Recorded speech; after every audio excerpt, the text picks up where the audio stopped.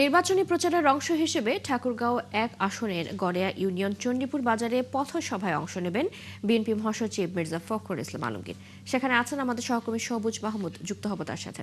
সবুজ, আজ কোথায় কোথায় পথসভা করবেন মির্জা ফখরুল ইসলাম আলমগীর? সাধারণ মানুষের প্রতিক্রিয়া কেমন দেখতে পাচ্ছেন, বিস্তারিত জানাবেন।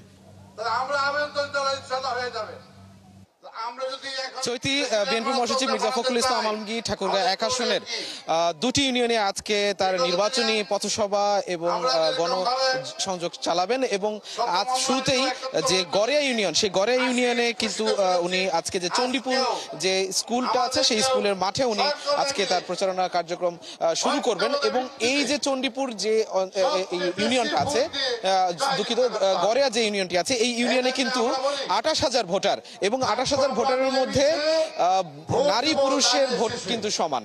এখানে সমান বলার হচ্ছে নারীদের সংখ্যা কিন্তু ১০০ ভোটারের সংখ্যা বেশি, এবং এখানে যারা উপস্থিতি আছে তাদেরকেও আমরা দেখতে পাচ্ছি এখানে কিন্তু পুরুষ ভোটারের চেয়ে নারী ভোটারদের উপস্থিতি কিন্তু এই মাঠে সবচেয়ে বেশি। এবং মির্জা ফখরুল ইসলাম আলমগীর তার যে নির্বাচনী পথসভাগুলো করছেন সেখানে কিন্তু তিনি নারী পুরুষদের সমান অধিকার প্রতিষ্ঠার জন্য এবং নারীদের জন্য সমান কর্মসংস্থান ব্যবস্থা করার জন্য কিন্তু উনি প্রতিশ্রুতি দিয়ে দিয়েছেন। এবং উনি বলেছেন যে নারীদের জন্য বিশেষ করে উনি যে বিএনপি চেয়ারম্যান জনাব তারেক রহমানের যে প্রস্তাবিত ফ্যামিলি কার্ড, সেই ফ্যামিলি কার্ডের যে সুযোগ সুবিধা সেগুলো কিন্তু উনি নির্বাচনী পথসভাগুলোতে তিনি প্রচার করছেন। এবং নারীরা সেই ফ্যামিলি কার্ডের প্রতি আশ্বস্ত হয়ে নারীরা তার কিন্তু মির্জা ফখরুল ইসলাম আলমগীরকে ভোট দেওয়ার জন্য কিন্তু মনস্থ করেছেন। এবং এই চণ্ডীপুর থেকে মির্জা ফখরুল ইসলাম আলমগীর পরবর্তীতে মিলনপুর, চাঙ্গিপুকুর এবং মজুরি মিল, শিমুলডাঙ্গি এইসব অঞ্চলে আজকে জনসভা করবেন। এরপর বিকেলে ৩টের দিকে বালিয়া ইউনিয়নে তার নির্বাচনী